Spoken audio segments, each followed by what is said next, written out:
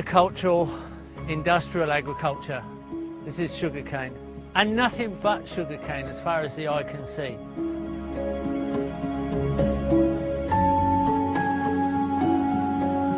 No interactions, no diversity. Nothing that harmonises with the natural system. This doesn't occur in nature.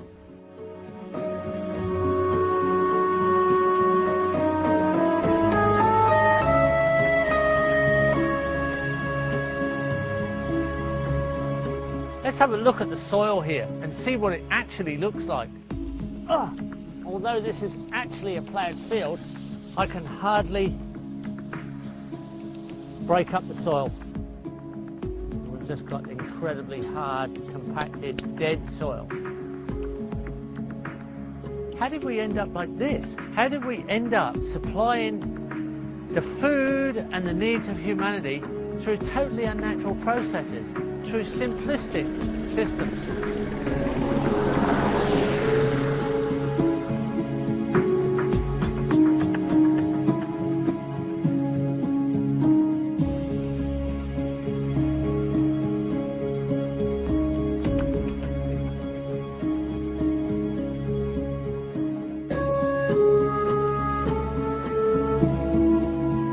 Famous chemist in history, von Liebig, in the 1800s discovered how he could manufacture sulfuric acid and then break down rocks, basic elements, and make a salt-based fertilizer just using NPK. That is all a plant needs to grow.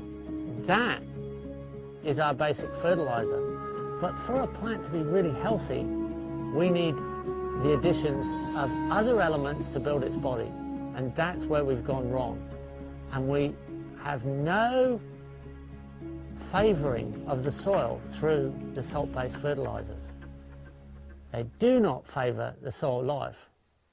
So once we started this industrial fertilizer process, the soil fertility was continuously declining, and the costs are continuously rising, and they continue to rise in industrial agriculture, where with our organic and designed ecosystemic systems, our costs are dropping all the time, and the quality of our product is rising, and so is the quality of our soil.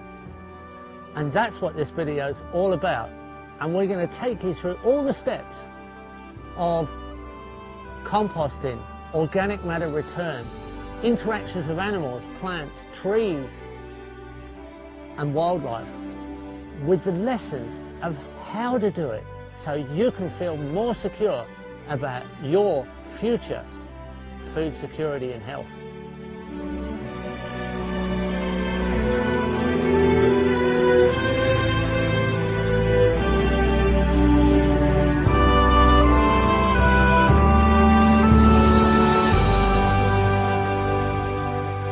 Hi, I'm Geoff Lawton, and this is Zaytuna Farm. I'm on roughly an acre of ground here, and you can see the animals grazing in the background, and there's quite a few animals there, and we have a few more horses and sheep and larger animals. We have chickens and poultry on the farm, and it looks like quite a lot of biomass, but the real biomass is in the topsoil. Here's a teaspoon of soil here, and in this teaspoon there's 1 billion bacteria, 1 million fungi, 10,000 amoebas, there's little protozoas and nematodes. The weight of biomass is actually this soil life. There can be easily 40 tonnes of life in an acre of topsoil.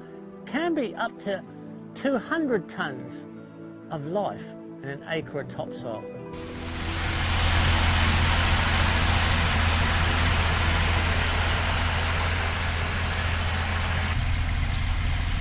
What we have done with the soil life is we've destroyed it by digging and ploughing and turning the soil over. Now that does create fertility. If you start off with an ecosystem and you cut it down, You take away the product, or you burn it, whatever you do with the living elements that are above the soil, and then you plough the soil and you turn that soil over, you destroy the soil life. And their dead bodies is the fertility that's released to the crops. So you're running on the dead organisms.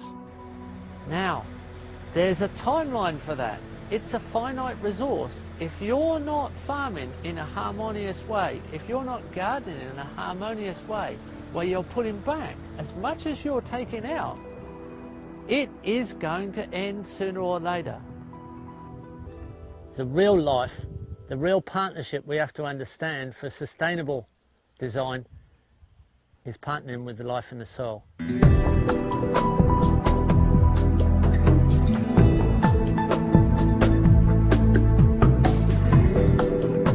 There is a really exciting web of life in the soil. It's an enormous diversity of organisms that can't photosynthesize, so they have to link to plants, and the ability for plants to capture carbon through photosynthesis and create exudates off their roots, which the organisms live from and exchange to with minerals.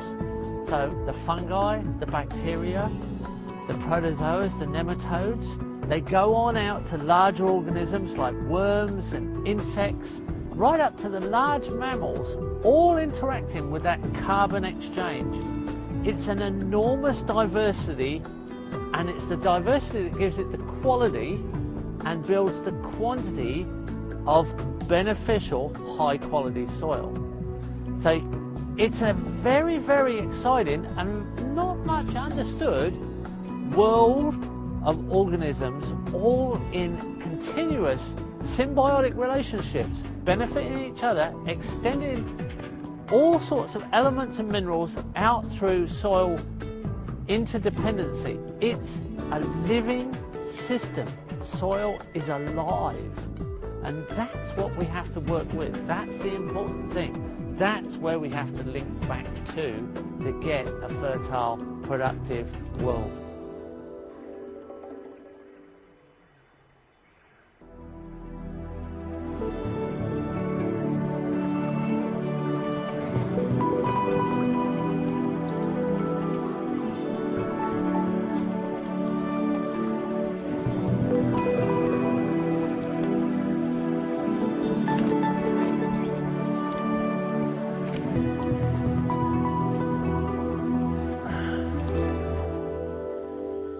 Here we are on the forest floor, and this is where the leaves end up, deciduous leaves falling onto the ground and decomposing down to become the humus, the water holding material.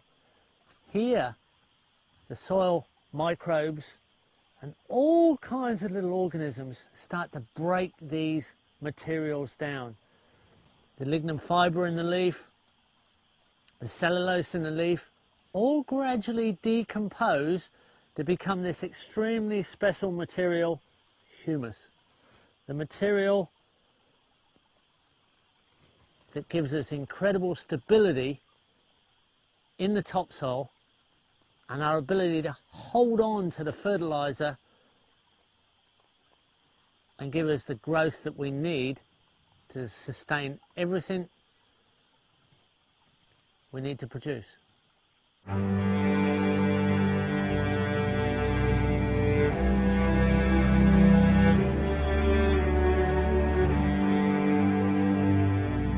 Now, in recent years, the industrialization of processes towards productivity from the soil has destroyed the quality and very much the quantity of soil available to us. We have to reverse that, and to do it quickly, we have to build the diversity. We have to increase the numbers of organisms with the number of diversity that's available. They are not always present, so to inoculate the soil is to bring in elements of life. Of those 50 million genus of bacteria, 50 million genus of fungi that are potentially available to us through capturing organisms in compost processes. By taking a very diverse mixture of compostable materials to make a compost as a humus that contains special organisms that are not presently available in our industrially destroyed and degraded soils. So your inoculum are the special elements that are missing from soils that have been badly degraded. And that increases our potential in both quality, speed, and quantity of soil production.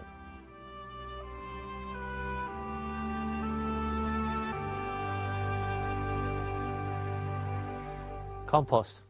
We're going to take you through the process of making a simple compost that anybody can make almost anywhere. It's just a recipe of ingredients. Now, we've got different manures here that we've gathered from animals around the farm. We've got different carbon materials, as in some dried grass clippings. We've got some green grass clippings. We've got some woody mulch. And I'm going to show you the materials, and then we're going to put it together. And as I do, I'm going to explain to you the basic rules of the recipe so that you can always get it right and it'll always work for you, and what the intention is at the end, what it is you end up with as a product. Let's have a look at some of our materials here. Here we have some goat manure. Here we have some cow manure. Here we have some duck manure from the duck pen. All of these manures will work for you. Here we have some chicken manure mixed in with straw. Over here we even have some old pig manure. Right? It doesn't really matter which manure, but if you use a mixture of manures, you'll get a different set of mineral components. Now, that's the fire, that's the nitrogen component, mostly. And here we have some dry grass clippings that have just come off the fields and the paddocks. It's just been slashed with a tractor and raked up. It's not too long, it's reasonably short. You don't want it really, really long, it'll make it hard to turn over. Here we have another component. This is sawdust mixed with compost toilet manure. So this is human manure mixed in. This is human manure that's come out of a compost toilet after it's been sitting for about 3 to 4 months. So it's well processed. It's no longer got any pathogens in it. Over on this side we have some green grass clippings. This is green material, and on this green material you'll find there's, if we had to look at this in the microscope, there'd be quite a few soil organisms, and they're kind of captured on here. This is like capturing a yeast. The organisms come with the green material, so we're kind of inoculating with this. We come over this way, we have some wood mulch. These are shredded up hardwood and softwood trees and weed trees. It's been through a shredder. There's actually a worm there. Compost worm already there. This is the fungal food. The fungus likes to break down the wood. Fungus will break down the lignum fibre. So this is good fungal food. The manures are good nitrogen food. And the green material have a lot of organisms captured, particularly things like protozoas. Over this way, this is what we're going to end up with. We're going to end up with a compost. This is quite a woody compost, got quite a lot of woody material. It's probably quite high in fungus. Good material for fertilizing trees because it'll have good fungal dominated life in it. Trees need fungus. A forest grows on a fallen forest. So you have to make a compost that has a lot of fungal organisms, because fungal dominated soils are much better for growing woody trees. Here are the fungal threads, the hyphae, that travel long distances through the soil and break down the lignum fibre of the wood. The fungal threads in the soil, the hyphae, travel for kilometres down and kilometres away from the tree. They come to the trees for the photosynthetic interaction. There they harvest the carbon. They can't photosynthesize, but they can capture elements out at great distance with acid tips that bring back phosphates and other minerals and exchange them with the roots at the root level with the trees in the forest. This is an important situation because there's actual communication between the stress reaction of the tree transferred through the fungal threads to other trees. This is the internet of the soil. The fungi spores are very easily damaged by inappropriate land use. If there's too much compaction, too much disturbance, too much ploughing, too much chemicals, too much overuse, you'll actually get to a stage where you may have to bring in fungal spores in well-inoculated compost so that you can reintroduce the diversity for a quick recovery. Plants that are herbaceous, non-woody, you're more likely to need a bacterial-dominated compost, because the pastures and the vegetable gardens, they favour a nitrogen-rich soil. So a bacterially dominated soil is higher in nitrogen and it grows those faster cycles of non-woody plants. I'm going to take the carbon material and we're just going to make a nice fluffy bottom to this, because we want the compost to be aerated at the bottom. We want a nice loose, you can use small sticks if you've got them. Now we're going to have to make 1 cubic metre minimum. That's 1,000 litres. If you try and make a compost any smaller than that, it just won't get hot enough. You have to make sure that it's got the right size, otherwise it won't get up to the right temperature. It's like not having a hot enough oven to cook the cake. Bit of cow manure. Now, the aim is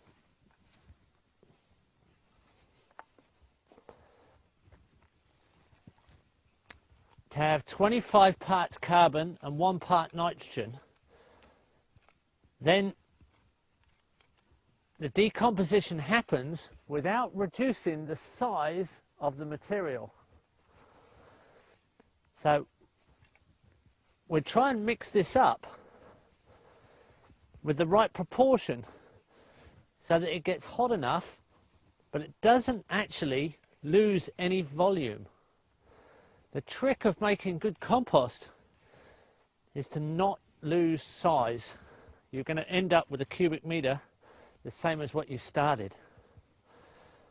That's something a lot of people don't believe is possible, but it is possible. We've done it many times, and it's a good indicator that you've got the right mix.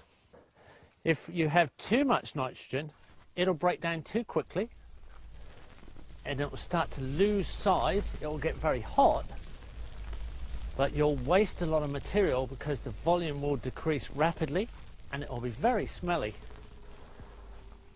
as it decomposes. You'll produce a lot of methane.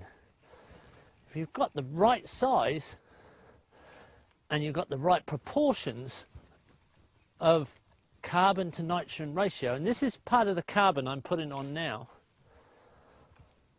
what will happen is it won't smell very much, it will get up to temperature, but it won't decrease in size very much at all. Now the temperature we're going to have to aim for is a minimum of 50 degrees centigrade. If it doesn't get to 50 degrees centigrade, it won't have broken down all the weed seeds, and it won't have anywhere near the same amount of life in it. Now the maximum temperature you could get to is 70 degrees centigrade, and that's getting a little bit too hot.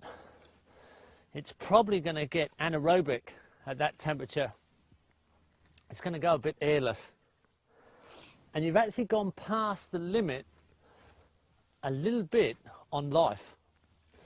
We now realise, looking with a microscope, the best temperature is around 55 to 65. That's the range where there's most diversity of life and most volume of life. Just right here in the middle of the pile, we could add some kind of inoculum. I'll cover it up quite quickly. That's a bit of a remains of a dead animal processed on the farm. You can use urine as an inoculum. You can use comfrey as an inoculum. You can use nettles, and you could use yarrow. You could use fish, or a dead animal that might even just be something you found as a roadkill on the side of the road.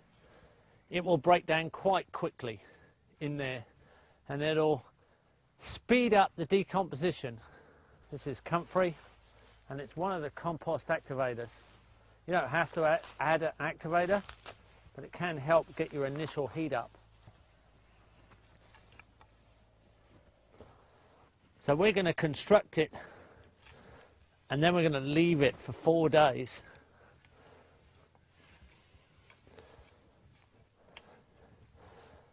And in those 4 days, the organisms are going to get their breed population started. Going to start to build up their numbers, and then after 4 days we're going to turn it again, and that'll mix a lot of things together, and it'll also kill a lot of organisms, and their bodies are going to be consumed by the next generation of organisms. So this is a sort of thermonuclear life and death cycle. All these little organism colonies are going to burst into life and multiply rapidly and create a lot of heat. There's a lot of breeding going on. It's going to be a little bit cooler on the outside, and when we turn it over, we're going to make the party turn inside out. What's a bit cool and passive on the outside is going to go to the inside and become hot and steamy and very active. The process then will start to take organism to organism, body to body. One colony becomes another colony as it's consumed the dead bodies of the previous party. And the carbon, which life is based in, is going to bond the nitrogen and all the other elements into a humus, a stable humus. Carbon is the sponge, nitrogen is the fuel, and any other elements that are involved then become additions to long chain carbon molecules. So the long chain carbon molecules stick the process together. They become the sponge. Nitrogen's the fuel, and everything else adds a little spice to the event. Even toxic substances, even if there's a little bit of toxicity here in some of these materials, that'll get locked up. That'll get locked up in the long chain carbon molecules and become inert. This is one of the great things about the natural system. It really is ashes to ashes, dust to dust. And these cycles bond up the toxicity, so it's not a problem anymore. That's how the environment neutralizes the effects of toxins. And we're just putting these, the most diverse environment of life in the known universe, the soil organisms. We're putting them to work for us.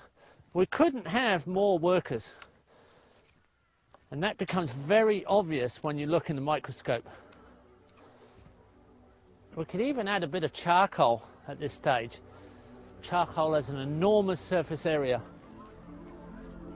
and it creates a habitat for the organisms. So what you've really got is a high density housing commission for soil bacteria. That charcoal, with its enormous surface area, a tablespoon of dissolved charcoal can have a surface area of up to 10 acres.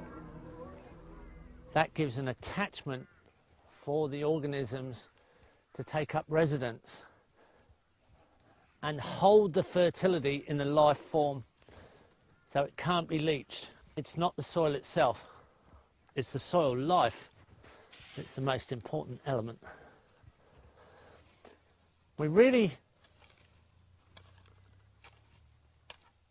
need a little bit of chunky material at the end, so there's still some food for the fungus. And we don't want it to completely cool down. In the end, it'll be just warm. It won't be completely cold, and it also won't be totally black. A little bit chunky, just warm, and dark brown. And more or less the same size. I don't like to make it in a walled-in area because it doesn't have enough air around it. You've got to be careful. This is an aerobic compost. They're aerobic organisms that we're trying to produce. Now we've just got to add a little bit of water to make sure we've got it wet enough. Now, what if you haven't got a temperature gauge? Well, you have to know what day it's going to get the hottest. And we're going to leave this for 4 days. Then we're going to turn it. It'll be quite hot by then. But then we're going to turn it every other day for 14 days. So in 18 days, that's the quickest you can do it. 18 days it should be ready. Now on the second or third turn, so that's 6 or 8 days later, this will be its hottest. And it should get between 55 and 65. Hotter than 50, no hotter than 70. How do you tell that it's hot if you haven't got a thermometer? Well, if you put your hand into 50 degrees centigrade, it's warm. You go, oh, that's hot. And you just don't put your hand into 70 degrees centigrade. It's very hot. A basic gauge of how wet the compost should be. How much moisture should I put on this compost? Let's get some average material. And I crunch it up in my hand.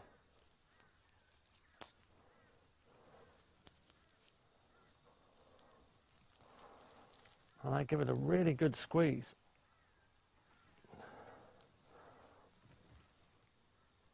There. It should just drip. It should just drip. That's the moisture test. Without any laboratory, without any equipment. It's just a squeeze test. A squeeze test and an ouch test up to your elbow. The rest of it's all down to the microbiology doing their thing, having a bit of a party going on.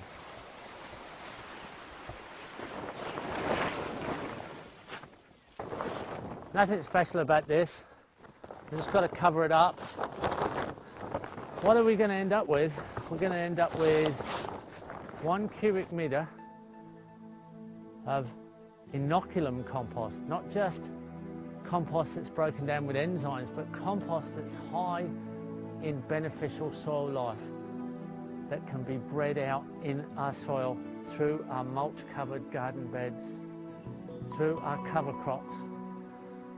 And 1 cubic metre of fertiliser like this, added carefully to a garden, out through your crop growing area, is enough fertiliser, a minimum, but it's enough fertiliser if you use it carefully to grow all the food for one person for 1 year.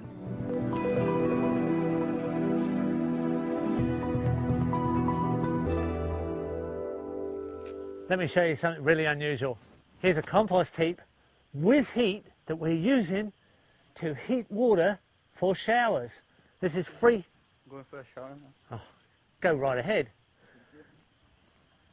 This is pyrolysis. This is the heat of the organisms in the heap heating the hot water in the plastic pipe, the irrigation pipe that's inside the compost heap. 150 metres of hose heats the water.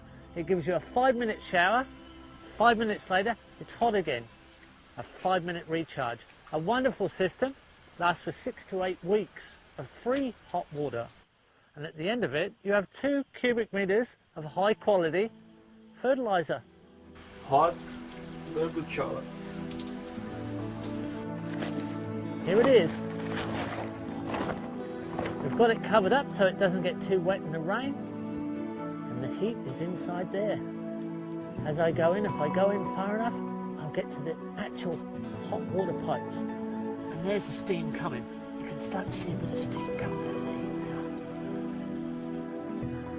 now. And if you make a big enough heap, you'll get hot water for 6 months, and you'll grow all your food for a year on the size heap. So at a 10-metre heap, John Pan, the famous researcher on compost and heating hot water, famous Frenchman, John Pan wrote the book Another Kind of Garden, and he ended up researching on compost heat. He made heaps that were 10 cubic metres in size and heated the house central heating system, the radiators, for 6 months of the year, and grew a year's supply of food on the 10 metres of compost every year. Great system. The power of compost.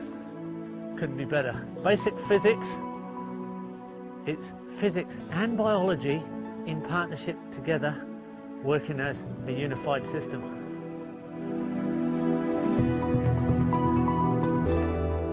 This heap's 4 days old now. It's been sitting here for 4 days, and we're going to give it its first turn, so we should see some temperature.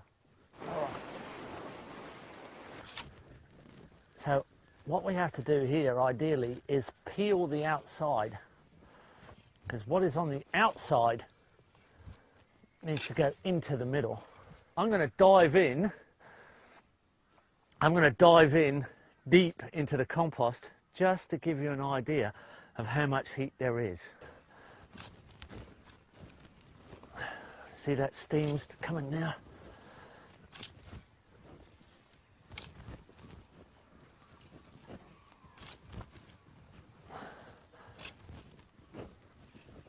This is where you realise you've got to have material that's chopped up, not just for the surface area that all the little organisms can start processing, but also just so it's easier to turn.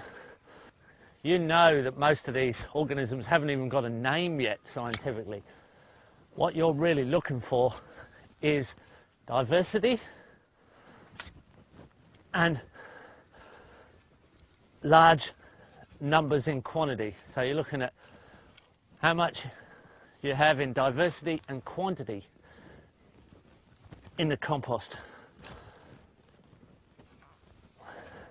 If you become a master at composting, probably means you spent 5,000 hours doing these sort of things. After 5,000 hours, I can tell you, you start to understand the process very, very well. But I'm trying to share that knowledge with you. I've made thousands of these heaps, and I literally mean thousands.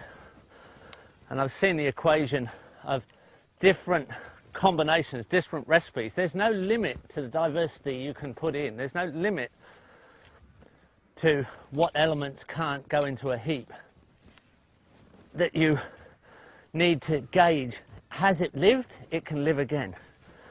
If it's lived before, it can live again in the compost.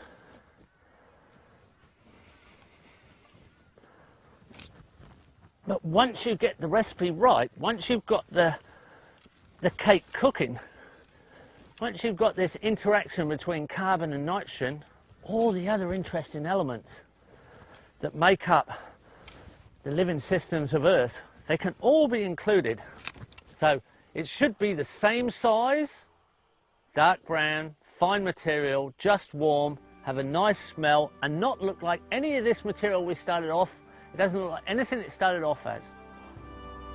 It's a bonded, constructed humus fertilizer.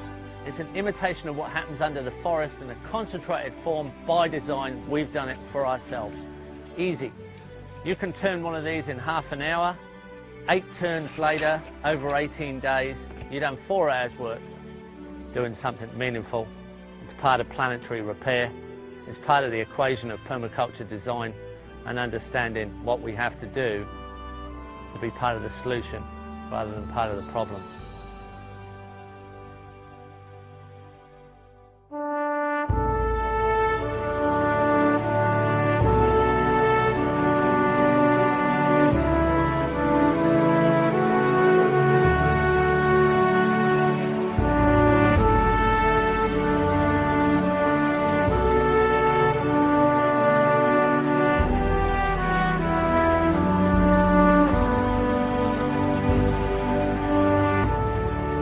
This garden's 8 years old and it's set up in a functional pattern.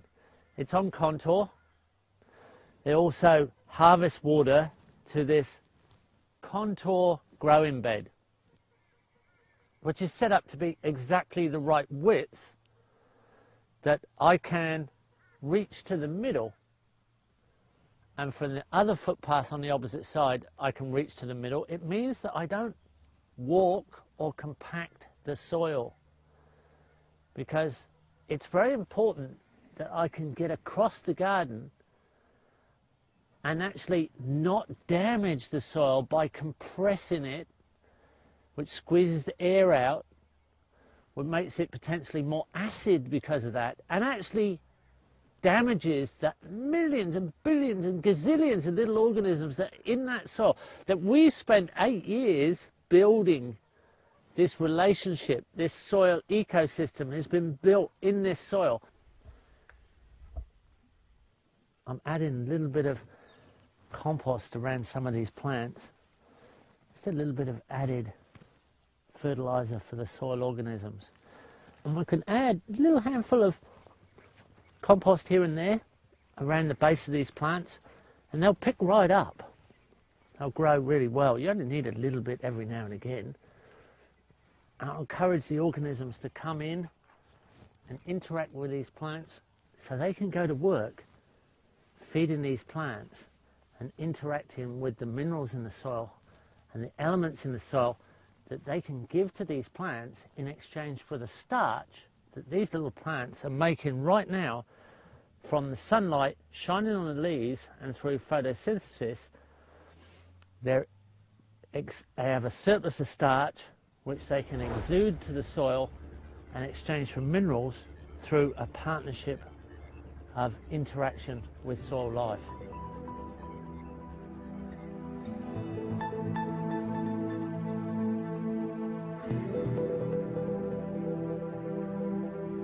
We've chosen a kind of matrix of complication, so visually it doesn't look like one species. We've got perennials down the edge. It's a society garlic, so it's given off a smell that actually makes it confusing to pests. We've got red leaves, green leaves, a little bit of purple leaf, feathery leaves, frilly leaves, combinations of shapes, combinations of colours, combination of form, a little bit of chaos in cooperative confusion, so that any pest that comes into this garden is confused by the smell, the colour, the forms and the patterning. And yet the whole garden is patterned to be double reach to the middle, on contour. And the other thing we've done is we've favoured the predators. So we have little ponds that favour frogs. We have garden perches and bird perches and bird baths that favour the predatory birds that come in. And we've got little rockeries that favour the lizards. All of these are predators of garden pests. So we're favouring the predators and confusing the pests. There's one of our birds. They're wild birds. They're interacting with our cooperative action. They like what we're doing. And any pest that comes in here is quickly confused. And a confused pest where you have favoured predator habitat is just eaten very quickly, and then later on through the digestion of the birds or digestion of the lizards or digestion of the frogs comes down as predator poop, fertiliser to the garden. Another inoculum of interesting soil life additive.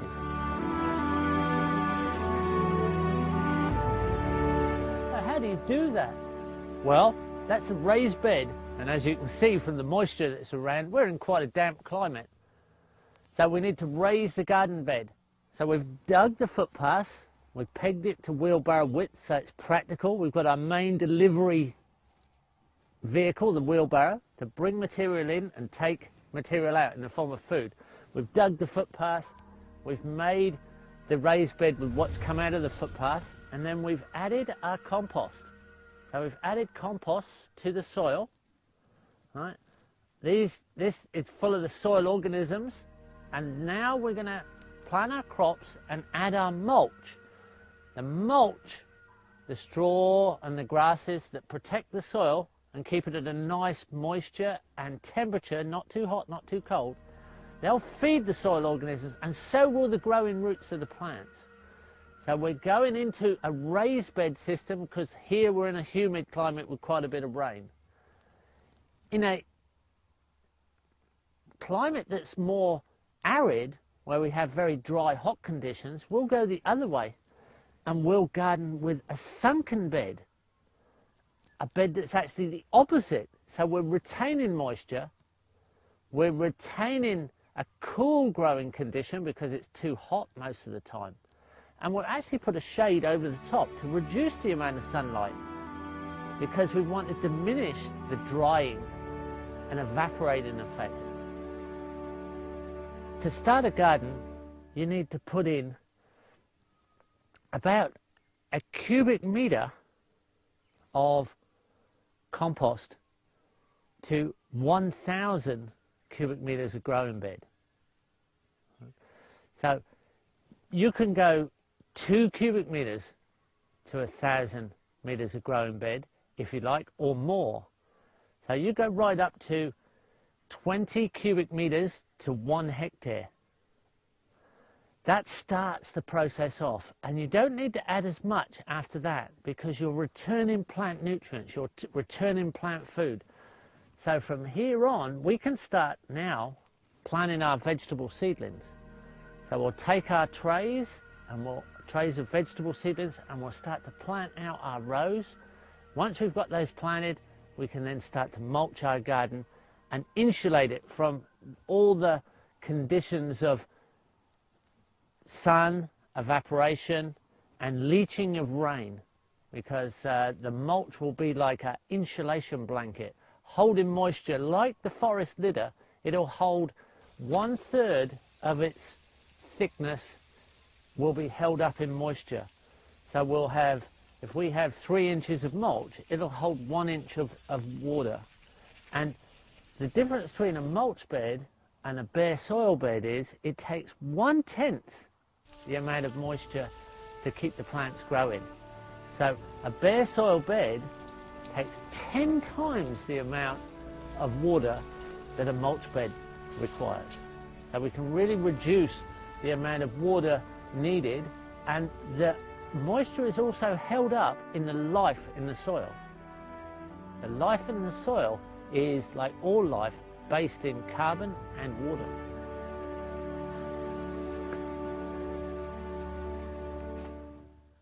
Oh, you've caught me littering. I'm throwing out the garbage. No, I'm not. No, I'm not. I am actually throwing out the garbage. I'm putting down old trees. I'm putting down paper and cardboard which were made from trees. I'm putting down a sheet mulch. And I can put it down in a really rough form. There's old books here. I've put down a bit of manure. There's old paper bags. There's those silly things that arrive in the post all the time. There's egg cartons. There's a haphazard mix of stuff. If you like it a bit tidy in this, although you're not going to see it, you can put down big layers of cardboard like this. You can put it down straight on the grass after you put down a bit of manure. You could put down a bit of cardboard. You could put down a bit of compost. You could put down some actual vegetable scraps from your kitchen. All of it will feed the worms. Put down your big cartons. What you're doing is you're sheet mulching and you're cutting out all the light. Some of those weed seeds only take a 30th of a second of flash of light. If you want to start doing double digging, you're going to have to dig pretty quick to get it quicker than a 30th of a second. That's really nice stuff because it stays moist. And the speed that moisture goes through this material is extremely slowly. It's almost, not quite, it's almost as slow as plants' roots themselves move. Now you're in the business, now you're in the game, now you're at the right timing. So, the next, I don't want to mulch the dog, although she's probably been pretty good. I'm going to put down a load of rough mulch. Now what I'm doing, and it could be tidier than this too, but this will work fine. I'm imitating the forest floor.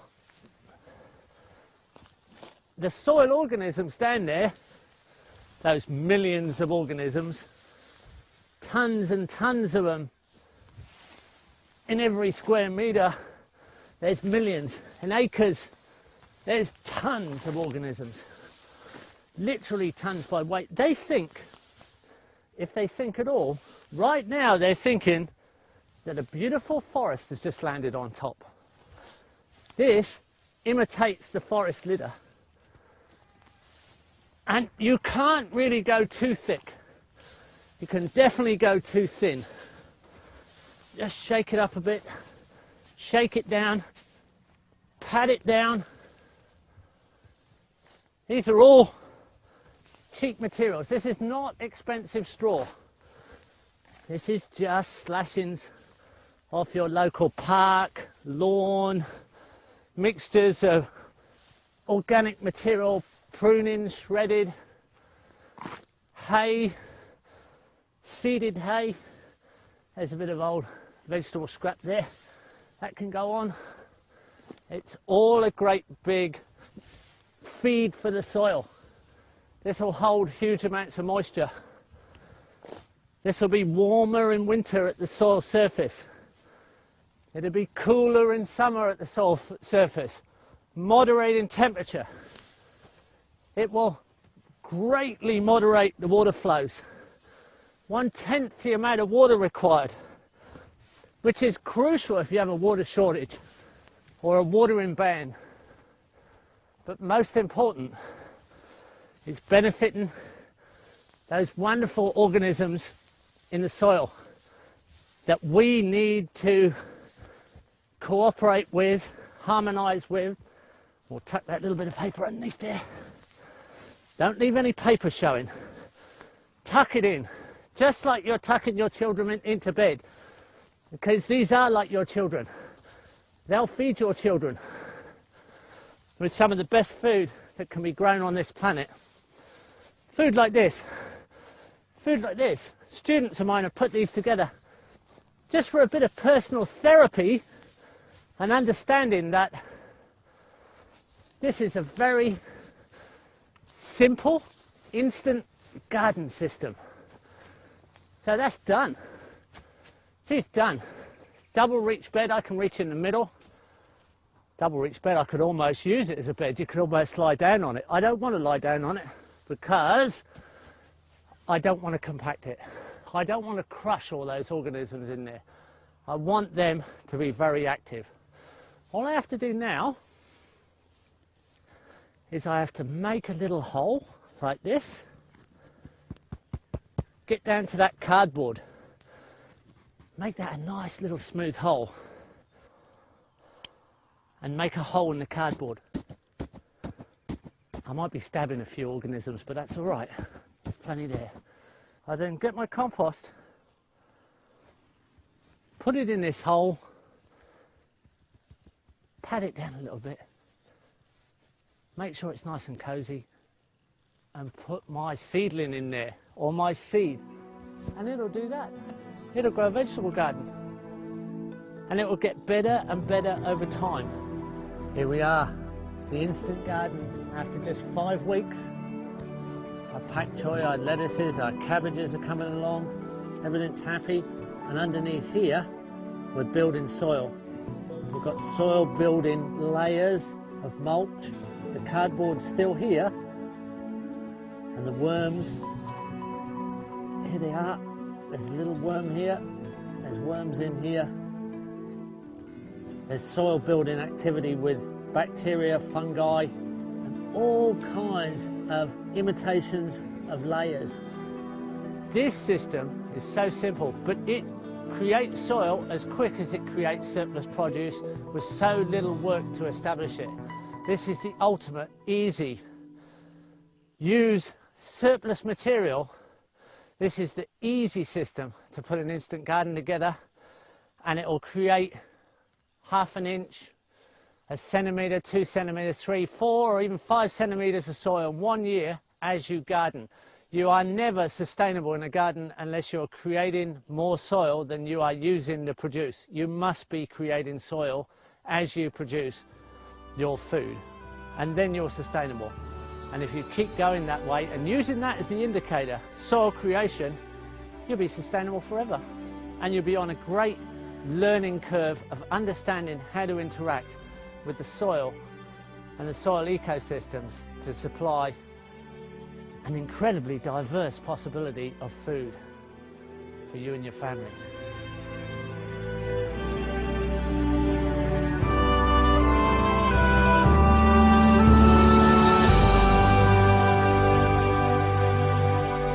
Interacting with the natural world in a productive way should be fun. It shouldn't be something that's annoying, or it shouldn't be something where you're getting stressed and disturbed. But a lot of people do, especially over things like weeds. Weeds are just plant elements that fit into particular niches. In every square metre of soil, there can be up to 2,000 potential seeds that will germinate, given the right conditions. Now, those conditions vary. So, if we burn the landscape and we have a big fire on top of the soil, if you step back and watch what happens, the weeds that germinate are weeds that their bodies are high in potassium, because the fire burns off potassium. The germination condition here, which is the important thing, not the weed is only the symptom of the germination condition. The weeds, the plants that come after fire, are harvesting potassium from a potassium deficient germination zone. If instead that same piece of land we compact and knock all the air out of the soil and compact it very, very hard and step back, different weeds germinate. Now we get dandelions in lawns and deep tap-rooted plants as a common function of decompacting germination condition. The plants that germinate on compacted soil have deep tap roots, and their function is to decompact the soil. Nature's in no particular hurry. When that plant dies, that long taproot is a compost corridor into the soil, a perfect infiltration mechanism for air, nutrient and water. If we go the other way, and on that same piece of land, we plough and till and dig and loosen the soil and keep it loose for a while and then walk away and watch, We don't get fireweeds now that harvest potassium. We don't get deep tap-rooted decompactors. We get plants that have a very dense fine hair root that hold the soil together. Their germination condition is soil that is too loose and susceptible to wind erosion and as easily washed or blown away. These are hairnet roots. If the soil has been overworked and it needs to recover and it needs more organic matter, which typically the tropics often do, and it's very easy to overwork those soils, then the first pioneer plants, the plants we call weeds, are usually nitrogen fixing plants, plants that are legumes, the beans and pea family, which have root attachment bacteria on their roots which are high in nitrogen that bring the nitrogen content up. Once that nitrogen content's up, off you go into succession towards a climax ecosystem of very sophisticated plants and animal interactions.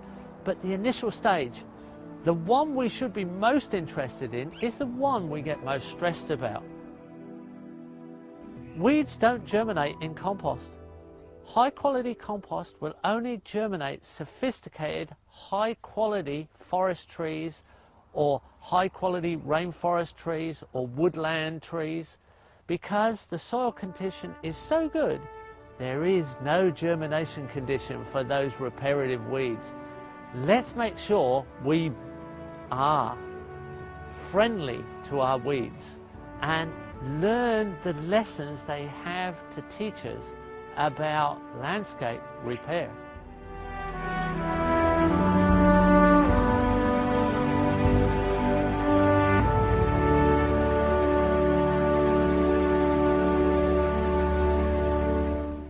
From the weeds and the lessons they tell us to the cover crop and the lesson we apply.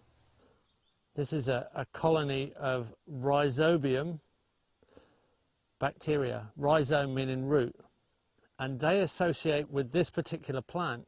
In this case it's a lupin, a white lupin cover crop, and they live on the root. They're not part of the plant, and they take starch from the plant, which it makes freely with photosynthesis, and they give back nitrogen. So these type of plants, the peas and the beans, the legume family, they're high in nitrogen because they get it freely available from the nitrogen given to them from these rhizobium bacterial colonies attached to the roots. Now they get the nitrogen from the nitrogen in the air that's in the soil. That's why it's so important to have nice, loose, airy soil that's not compacted, so the bacteria can get their nitrogen supply and give it to their plant, and in exchange get their carbon for free. And that's starch and carbon, the building blocks of life.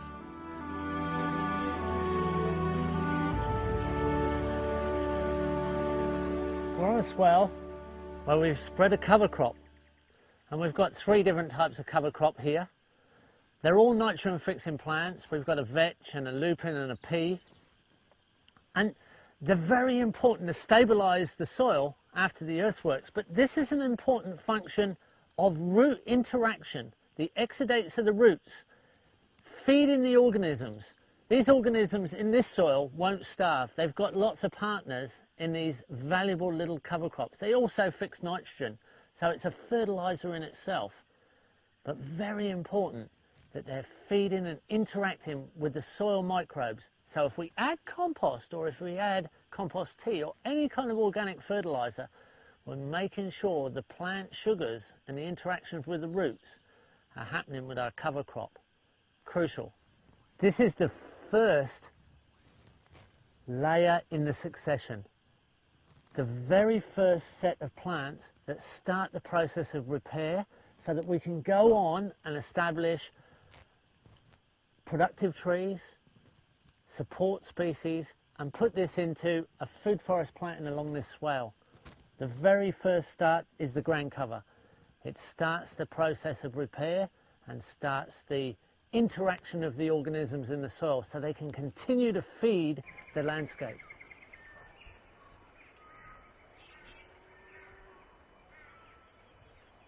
There are so many different types of soil, and there are so many different tests you can do. But you really don't need to get all worried about what type of soil you have too much, because we're creating soil as we garden, because we're partnering with natural processes, we're creating soil. If we're sustainable, we're not degrading soil. In fact, we should be creating soil. So what do we look for in a soil? How do we examine one type of soil to another? They're different colours here, but they're definitely different textures. So over here, I have a soil that's really hardly a soil at all. It's really like a clay. It's a sand mixed with a clay, and we can make it into a sausage. It's a very, very clayey soil, and this wouldn't be very well drained. So that's one particular soil. Here we have another clayey mix, but this is a basalt soil. It's a dark chocolate brown. When we squeeze it, it does make a bit of a sausage easily. It would roll out, but when we try and bend it, it cracks. And you can't quite hear any sand in it. There's not a lot of large particles. I can't feel much on my hands. This one looks quite similar, but this is a sandy loam. There's not a lot of clay in this. It's really hard to get this to, it really won't go into a sausage. I'll try. I can squeeze it into a ball, but it just falls apart. It won't go into a sausage. And I can hear the sand. That's a sharp sandy loam. Easy to dig, very well drained. Now over here we have a red soil. This is a volcanic soil. And it's got a bit of clay in it. It'll squeeze up a bit. It will nearly roll, but it won't really hold together. There, I've just rolled it up into a bit of a sausage. As soon as I try and put any kind of tension on it, it just falls apart. This has some clay and some fine volcanic material. So there's a red volcanic soil, probably quite a lot of minerals in it. But remember, we're not exploiting the soil, we're just working with it. Over here, I have a fine soil. This soil's very fine. There's no large particles in it. It's a lighter brown than the basalt. It's got some clay particles, but this is a river silt. This is a mixture of river flat soil, a little bit of sand, a little bit of silt, a little bit of clay. It's a whole mixture of river flat soil. Probably quite fertile, but again, we don't really want to exploit the soil. We want to work with it. We'll work with the textures. We'll adapt the type of systems we use. It smells good. It smells earthy, as if it has a lot of organic matter. This one, no smell at all. Not a lot of organic matter in there. It's really just red. The basalt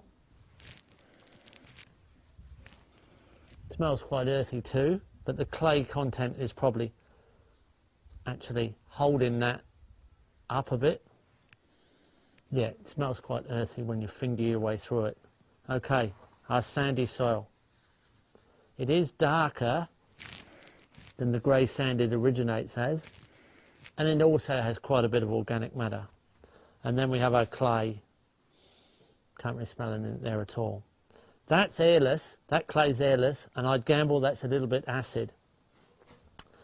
This soil, being very sandy, has got a lot of air in it. It's probably nowhere near as acid, and if it was in a desert, it would definitely be alkaline. So what's the difference there? Alkalinity and acidity. They're what we call the pH scale. If it's a low number on the pH scale, it's acid. If it's a high number, it's alkaline. Dry environments, sandy soils, the beach, the desert, they're alkaline. They're more caustic. And the waterlogged soils and the wet, humid environments, they're acid. We could adjust the acidity with lime, and we could adjust the alkalinity with sulfur. But in nature, you don't really need to do that. it's the environment and the organisms and the life that actually adjust the pH closer to being a neutral pH. We can adjust our pH a little bit with lime and sulfur if we like, but if we're doing the right thing, the pH will adjust itself with all the life cycles. If we have a neutral pH or a pH that's close to neutral, more of the elements of the soil are available to the plants. And if it goes a little bit acid, some plants will germinate because they'll prefer that acid condition. Thistles harvest iron and copper when the pH is a little bit away from neutral, and they're a good indicator of pH condition. So you can use your weeds as indicators of pH as well. It's another system of soil analysis, but we prefer a pH just a little bit acid for our gardens. 6, 6.5, they're good pHs, just a slight bit acid, and the full supermarket shop of the soil is open, and the plant roots can go shopping and get everything they want. Increase your organic matter, increase your soil life by adding food to the soil, add organic matter on top of the soil, moderate its temperature, get it to moderate itself, its own pH. Be careful adding lime and sulfur. We can actually garden on anything. We need material to make soil. We need material to add to the soil, to decompose.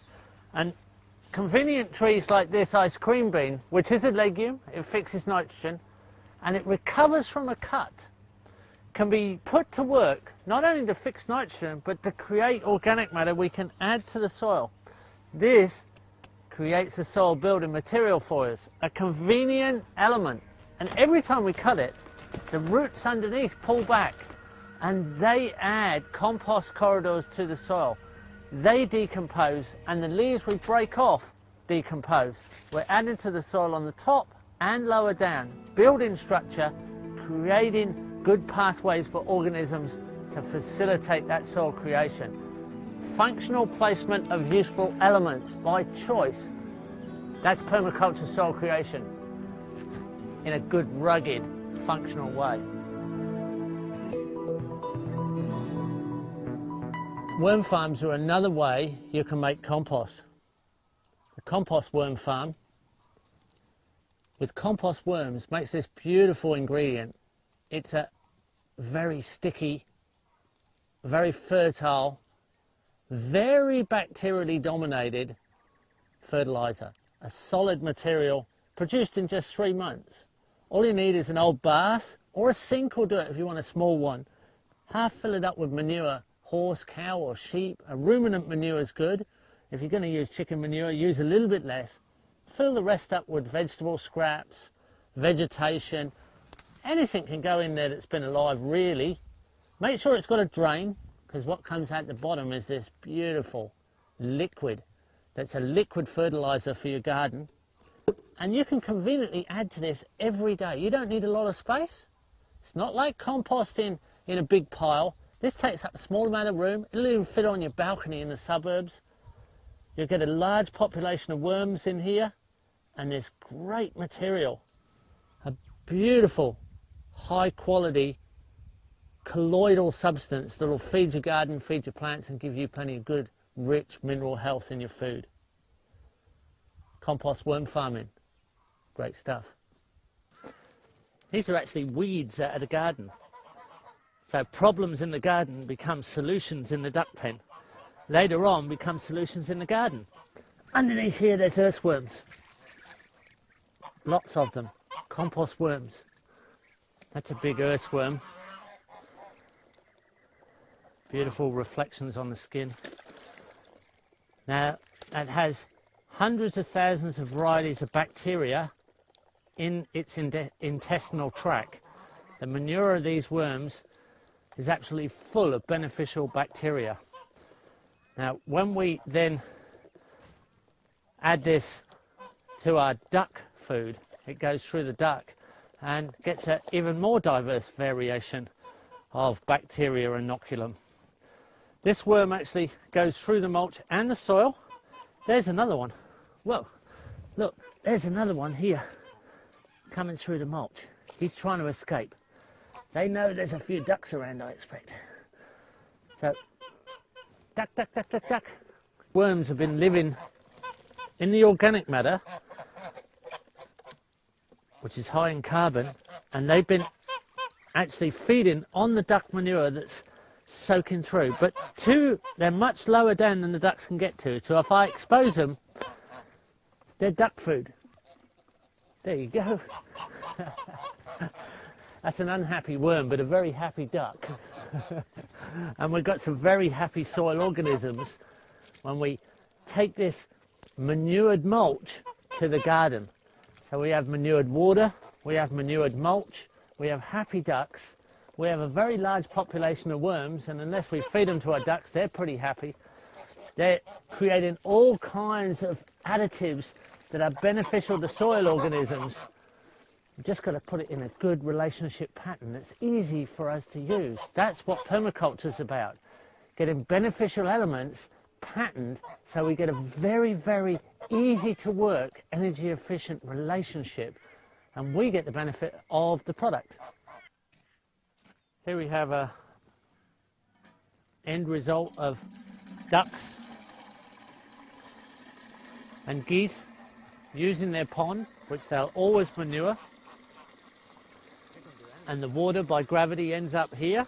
We'll just set it up in that way so that it easily delivers itself here to this tap, and we fill this up, and it's just well manured water from happy ducks and geese. Happy ducks, happy plants, happy soil organisms. Everything benefits, and we just easily deliver it to the garden. And we fill the pond back up, and tomorrow they'll deliver some more.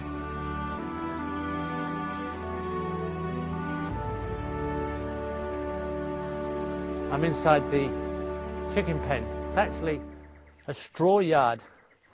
We've piled up all this organic matter, which is waste material. It's old crop residue, scraps from the kitchen, plus a lot of weeds, which are a problem in the garden and in our growing systems.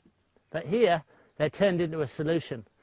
So down here on the lower part of the straw yard, the chickens tend to kick everything downhill. All the weeds and vegetation and veggie scraps have started to really break down here.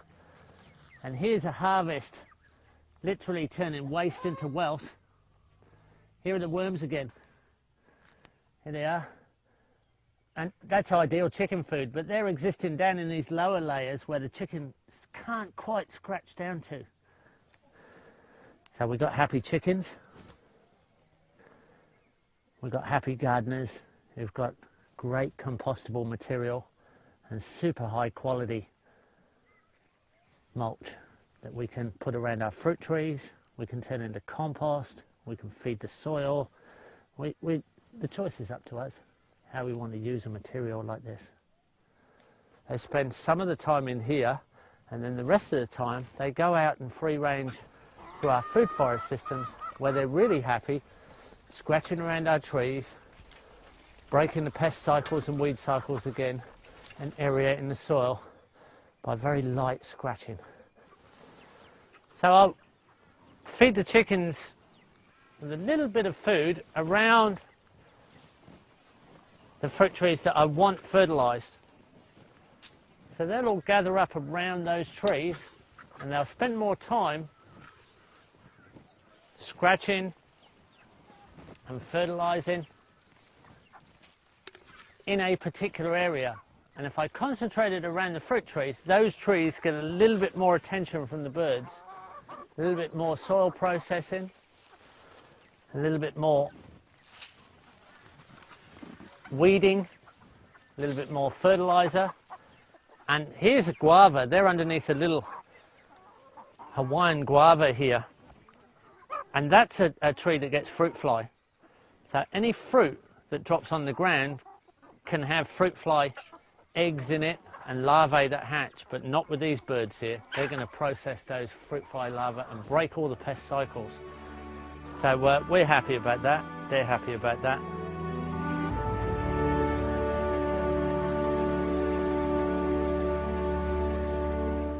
Okay, from small animals like chickens and ducks, let's have a look how we work with the larger animals on the landscape.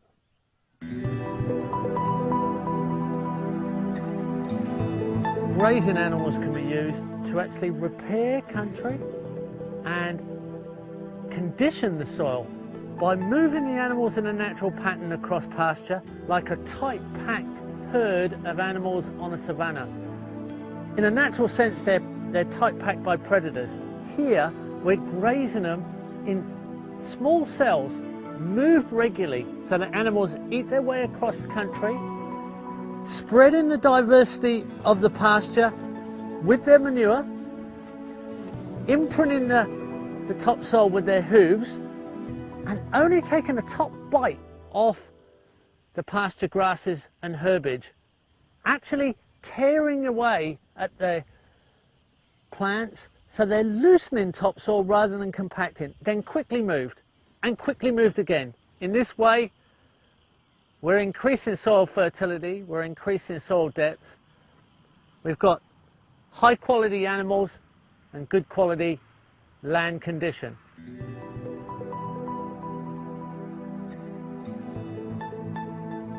By not overgrazing, by not over-compacting, by only grazing off the tops of the pasture, herbage and grasses, the plants are not stressed. The topsoil is actually enhanced by the fast recovery of the root zone.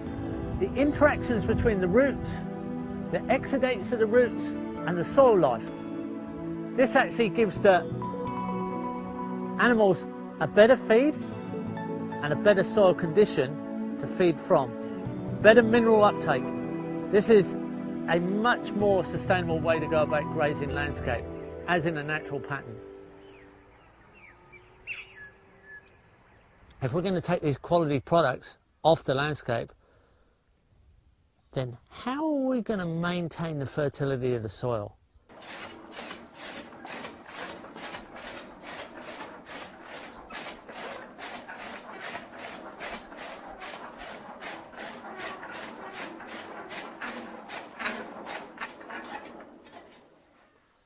Okay, I'm going to make a mineral mix for you, and this will be roughly what we'll give our cows on a per cow recipe. So I start off with a little bit of copper sulfate, and I've got the boiling water in there. It's quite hot water, it's just come out of the kettle, and I make sure that I've dissolved the copper sulfate.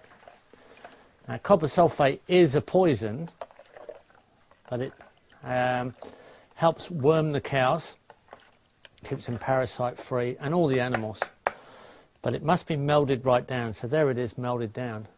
Then I get a little bit of dolomite, but twice as much as the copper sulfate, and that will neutralize the poisoning effect of the copper sulfate. So there it is, neutralized, but it'll also make it quite alkaline. So we have quite an alkaline mixture. That's a special animal dolomite, easy for the animals to digest. I then get an equal, twice as much as the copper sulfate, but equal to the dolomite, tablespoon here of sulfur. That is quite acid. It doesn't really want to mix with the alkalinity, but that neutralizes the alkaline effect of the dolomite. So now we're back to neutral. Now here's some rock dust. This is rock dust with all the Earth's minerals mixed in a fine rock dust powder.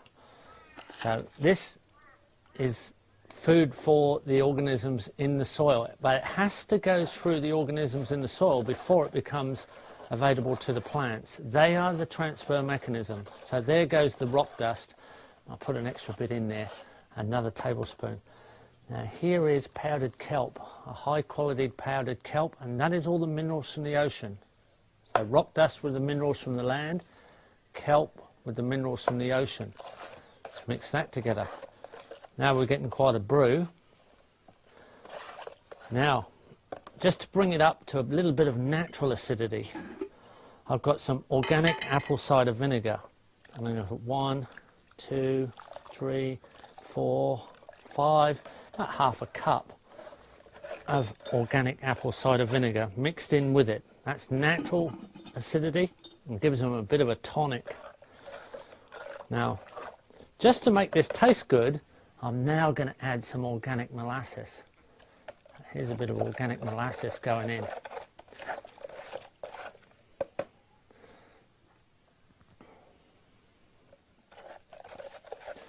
That'll sweeten the whole mixture up. A big 2, 3, even more big spoonfuls of molasses. Not too much, just in case it will be a little bit too much for the cows, and that could give them the runs or any of the animals. It's rich, creates a lot of bacterial activity, molasses. So there we go. That's the mineral mix. Now I've got to try and mix it with the cut forage, and it won't mix like that easily. So what I'm going to do is I'm going to get some pollard. Here's our pollard. It's just ground up. Corn and wheat flour. I'll mix that in just so that it makes up a nice absorbent mixture.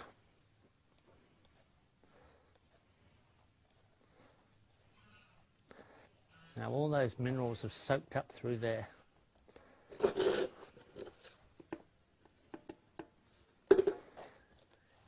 So we've got the mineral mix soaked into the pollard now. And now it's starting to smell quite yummy actually. It smells quite nice.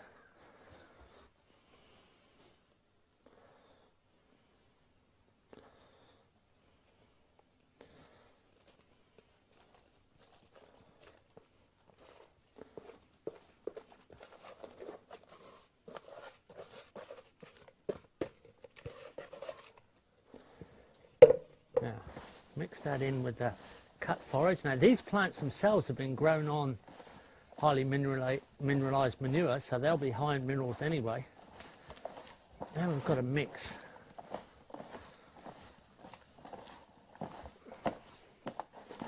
There it is, it's all mixed through. Now we can make a mix like that and put it in the dog food. We can make a mix like that and put it in the poultry food. We can put in any of the animal feeds, and the minerals go through the animal, out through the manure, and cycle through our system and gets distributed evenly out through the farm. And we can manage that mixture, and it'll come through our compost, it'll come through our worm farms, it'll come through our food, it'll come through our compost toilet, and it'll cycle back through the system. And it's really not a lot of minerals, but it is the full complement of minerals, so they're all available. Remineralization. Not a lot of minerals, but the full complement, and that's what's important.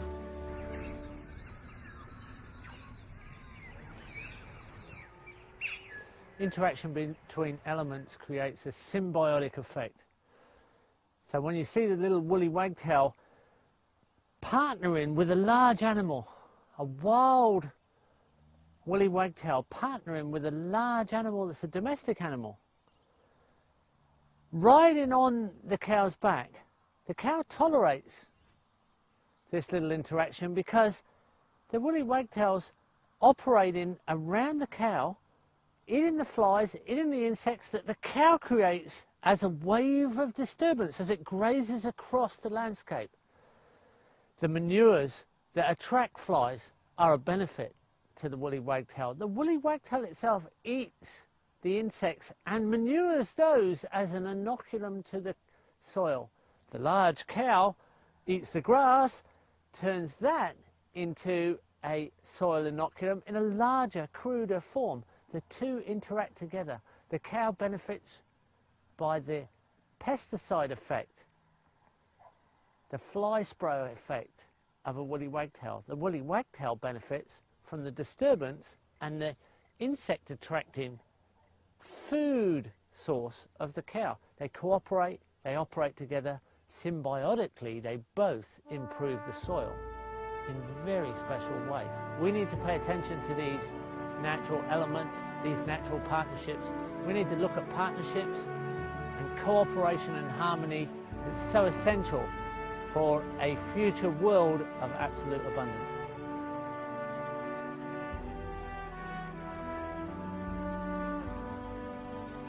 Let's look at how permaculture applies those observations to get a beneficial result. Combinations of animals working together, cooperation. The chickens here are in mobile tractors. We wind down the wheels and we move them every day or two across pasture. They get 80% of their feed from that pasture, and they scratch up the ground, they break up the cow pats, which adds extra fertility, but they break the pest cycles of the cows. And the cows come back across the land after the manure of the chickens has added nitrogen and phosphorus and other elements that the cows can't easily add. So the chickens are enhancing the pasture, the cows are enjoying that pasture and enhancing the landscape after the fertility of the chickens. So one animal breaks the pest cycle of another, the second animal then adds nutrient that the first animal can't add, the second animal then makes additions. One animal breaks up the pasture, one animal compacts the pasture. The chickens benefit from the interaction with the cows benefit from the interaction with the chickens, but what's actually happening is the soil is becoming enhanced. The soil is getting more diversity of interaction, more diversity of processed manures. We're getting eggs. In fact, I just harvested an egg before just to show you. We're getting milk. We're milking our cows right at the moment. We're getting meat from chickens and cows, and we're getting better soil all the time. It does mean design, it does mean placement, it does mean timing and strategy and a little bit of thoughtful interaction. That'll make all the difference. This imitates the interactions between animals and birds on pasture for soil improvement with good production.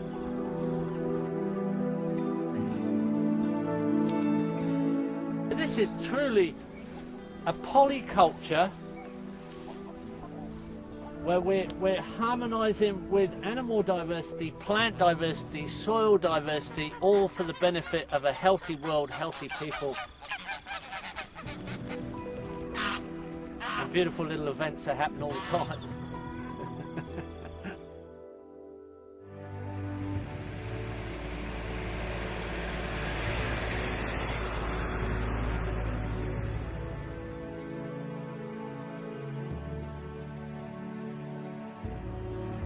You know, this industrial era is all going to come to an end one day.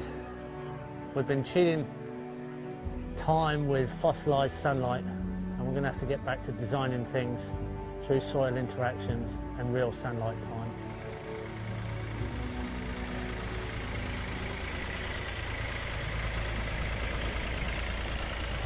So, when is equipment appropriate? When is ploughing appropriate? Well, we don't really want to deep plough and turn all the soil over and kill all the organisms, but there are times like that decompaction is something that's needed and equipment can do it for us quickly. So this is an old Wallace plough, it's very much like a yeoman's plough, and it will decompact the soil and bring the air back into the soil and make the soil more susceptible to harvesting water, increasing temperature and adjusting pH. Moderation of temperature, moderation of pH, and more of a soakage system of the water to the soil.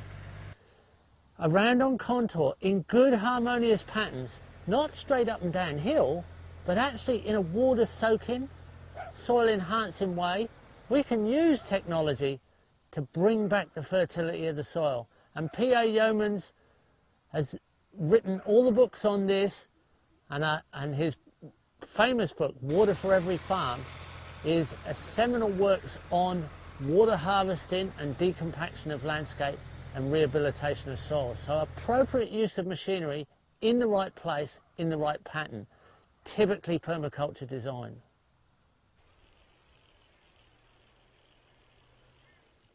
It's okay to use all this compost in a small area, even a small acreage crop garden, but how do we use it on a large area? How do we apply to the larger landscape? What is compost tea? Compost tea is an extension of compost, the inoculum organisms of compost extended in highly oxygenated water. A very small amount of material can extend out over an area. It takes the volume out of the compost and extends the life enormously. It is high quality compost. That's the crucial thing. You need good quality compost with lots of diversity of organisms. You can't make more organisms in compost tea, you can only extend their breed cycles. You take a volume of compost. In this case, we're using 6 litres of compost in 1,000 litres of water. We blow air through it, oxygenating through the whole system so that it's highly oxygenated water. An equal volume of air to water. So in this case, 1,000 litres of air, a cubic metre of air every minute. Whatever your volume of water is, you need the same volume of air every minute, blown through all the material and highly oxygenated, no dead spots. And some of it blows through the compost. In 3 to 4 hours, you've blown the organisms into the water. That's called an extraction. And you can put them on at that stage if you like. You will have to feed the soil so they have plenty of feed. If you want to extend their numbers, you want massive multiplications, you start the process, blow the organisms into the water, but put feed in there that actually extends their populations. So we put in some worm juice out of the worm farm, highly bacterial, and we put some worm castings in the bag with the compost, extra bacteria, good quality. We put in some kelp, we put in some humate, humic acid, natural element out of the forest, extends the fungi. We put in fish hydrolysate, which is like a fish emulsion. You can use all these sort of products.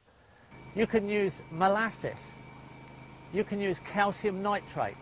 You can even put in flour if you like to extend the fungi. You can even put a little bit of blood in there. A few drops of chicken blood will extend the... This may sound like witchcraft, but it's an extension of bacterial action.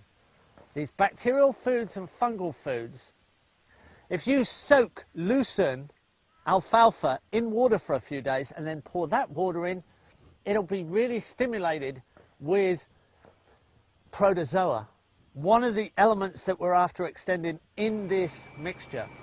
After 24 hours, the brew's at full maximum. No more than 30 hours, 36 hours, absolute maximum. We've got a full complement of all the organisms that are going to breed in that water. We then have 6 to 8 hours to get it onto the soil. Whether that's your garden, whether that's your pasture, whether that's your trees, your crops, your orchards, whatever it is, you've got to get that on the soil. You can water it down 50 to 1, and a cubic metre like that will stimulate really degraded soil. 1 hectare of that, watered down 50 to 1, will stimulate a hectare. Quite quickly you'll do 2 hectares with it, and once you have quite a lot of organisms going in your soil, you'll be able to do 5 hectares with that 1 cubic metre. You can make a tiny little brewer in a 20 litre bucket, and it'll do a garden. And after that, after you've got your soil well and truly stimulated with organisms, it'll do a whole hectare. So this is something that you use less of over time, and you end up with an ecosystemic process in the soil. You're stimulating the soil ecosystem with a little bit of technology and some basic life science. Simple stuff. This is the future of biological agriculture.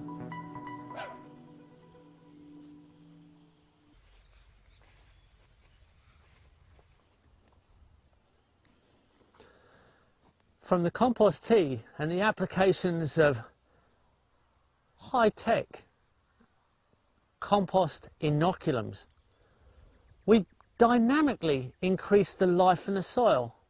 Life, bio, dynamic, to increase the activity, biodynamics. This is the work of Rudolf Steiner and the applications of inoculums to the soil. This we can do to increase fertility, And out in the broad acre, we can cover more distance with less energy inputs. But there's a limit to how far we can go. We can only apply so much before it starts getting inefficient. The natural system has limits to its sustainable application of area and edge, the size of a field, before you get another element. You can lay down crop fields of diversity, but there must be interactions with other elements like trees, animals, pasture. By permaculture design, the interactivity between all the different elements gives us the fertility. That's what gives us the sustainability. The animals to the pasture, the crops to the trees, the interactivity. We can lay out monoculture and we know it's not sustainable, one crop over a great area. We could do the same thing with multiple crops, but there is a limit. So we need to look at the increment of size application of trees to animals to crops to even aquaculture. This is the ecosystemic diversity that gives us a truly abundant, hopeful and sustainable future to look forward to.